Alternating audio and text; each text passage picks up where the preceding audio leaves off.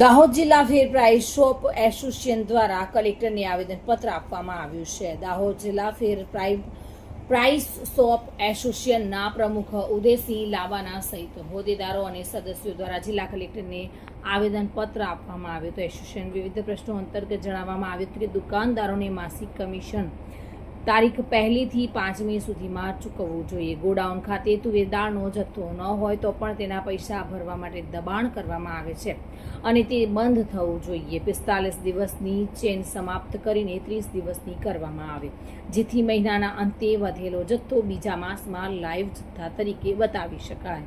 રેશનમાં જથ્થામાં ક્વિન્ટલ દીઠ 1% ઘટ મળવી જોઈએ. માપ રેશન એપ દ્વારા કાર્ડ ધારકોને માહિતી ખોટી પહોંચતી હોય. દુકાન પર જથ્થો આવ્યો ન હોવા છતાં દુકાન પરથી જથ્થો મળશે એવી માહિતીને લઈને ઘણીવાર કાર્ડ ધારકો અને દુકાનદાર વચ્ચે વિવાદ પણ ઊભો થતો હોય છે, જેથી માય રેશન એપમાં સાચી માહિતી મૂકવામાં આવે.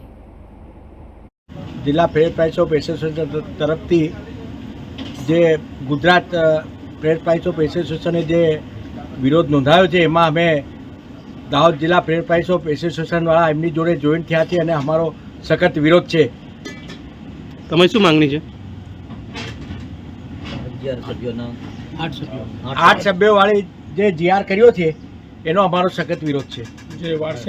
અને બીજો જે વારસાઈનો છે એનો અમારો વિરોધ છે, હયાતીમાં વારસાઈવાળો. અને ત્રીજો મુદ્દો કે ભાઈ ટાઈમ ટુ ટાઈમ અમને કમિશન મળી જવું જોઈએ. આપનું નામ? ઉદયસિંહ અભયસિંહ લબાના, જિલ્લા ફેર પ્રાઇસ ઓફ એસોસિએશન પ્રમુખ. સુરેશ કાપડિયા સાથે bureau report, today Gujarati news.